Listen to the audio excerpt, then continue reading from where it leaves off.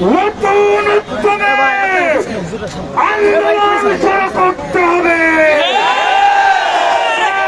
জুলুম নির্যাতন করে ইসলামী আন্দোলনের অগ্রযাত্রাকে রুখে দেওয়ার যারা দিবা স্বপ্ন দেখে তারা ভুলের মধ্যে আছে। পরিষ্কার আহ্বান, আমাদের রাহবরের নেতৃত্বে যে আন্দোলন শুরু হয়েছে, এই আন্দোলনের মাধ্যমে জুমার নামাজ সংক্ষিপ্ত আপনাদেরকে অভিনন্দন জানাবেন। আমাদের কাঙ্ক্ষিত বরেণ্য মুক্তিপ্রাপ্ত সিপাহসালার শাইখুল হাদিস ইবনে শাইখুল হাদিস হযরতুল আল্লাম মামুনুল হক হাফিজাহুল্লাহ।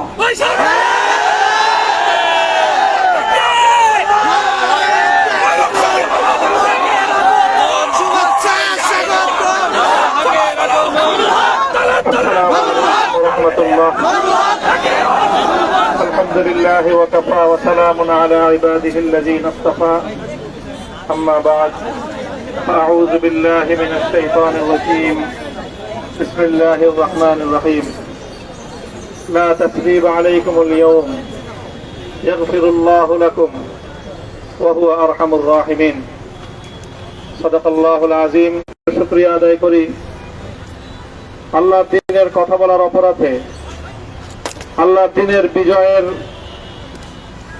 ঝান্ডা এবং চেতন উড্ডীন করার প্রত্যয় ব্যক্ত করার অপরাধে, আল্লাহর জমিনে আল্লাহর দ্বীন প্রতিষ্ঠার আন্দোলনের অপরাধে আমরা অনেক ভাই কারারুদ্ধ হয়েছিলাম।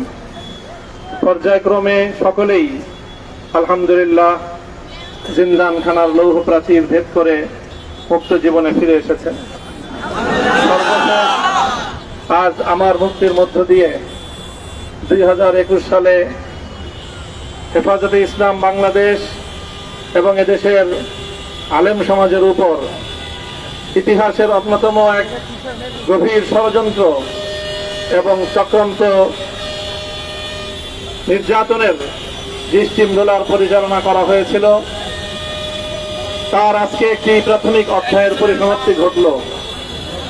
আমরা স্পষ্ট ভাষায় বলতে চাই, আমাদের উপর জুলুম করা হয়েছে, আমরা নির্যাতিত,